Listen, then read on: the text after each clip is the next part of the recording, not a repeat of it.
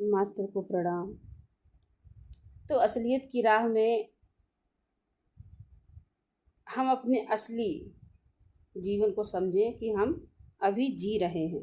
इस जीवन पर हम यकीन कर सकते हैं। हमें किसी और दूसरे जन्म में जाने की ज़रूरत नहीं है।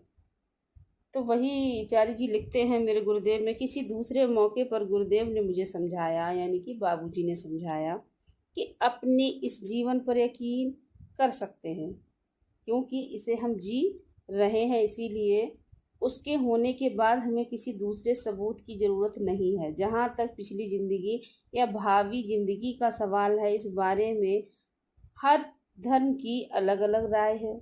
सबसे महत्व की बात तो यह है कि आत्म साक्षात्कार के मसले पर पिछली या भावी ज़िंदगी का सवाल हमारे यहाँ कोई मायने नहीं रखता। हम धरती पर अभी ये ज़िंदगी जी रहे हैं। गुरुदेव हमारे साथ हैं, लक्ष्य भी सामने है। इन तीन साधनों का एक साथ मिल जाना हमें अवश्य ही इस जीवन में अपने लक्ष्य तक पहुंचा सकता है। यही सहज मार्ग पद्धति की महत्ता है। हो सकता है कि एक निजी तौर पर मुझे पिछले या भावी जीवन में विश्वास हो।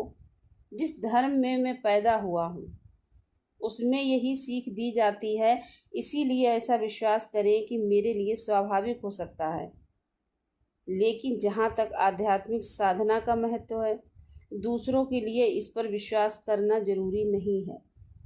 अभी तो हमारे लिए सिर्फ ये बातें ज़रूरी हैं कि सबसे बड़ी सच्चाई कि हम जीवित हैं, गुरुदेव मौजूद हैं और लक्ष्य भी मौजूद है जिसे हमें पाना है यहाँ और अभी।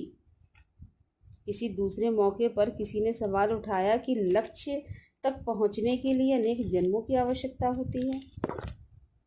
उसने भगवत गीता में से श्री कृष्ण का कथन दोहराया, जहाँ वे कहते हैं कि बड़े बड़े ज्ञानी भी अनेक जन्मों के बाद ही मुझ तक पहुँच पाते हैं। गुरुदेव कहने लगे, हो सकता है कि ऐसा हो, लेकिन हम आपको एक ज़रूरी बात बताते हैं। लक्ष्य बहुत दूर है और उस तक का सफ़र बेहद कठिन है। ऐसा सोचना हमारी कमज़ोरी दिखलाता है। हम तो कहेंगे कम से कम सफ़र को शुरू तो कीजिए, फिर अपने आप पता चल जाएगा कि हम कहाँ हैं। वरना औरों की बात पर भरोसा कर लेना तो कमज़ोरी है। सही दिशा में कम से कम एक कदम उठाकर तो रखिए, देखिए कैसा है और फिर तय कीजिए। हम आपको एक बात और बताते हैं, जो भी हमारे पास आता है यही कहता है कि इसके लिए तो कई जन्मों की ज़रूरत है।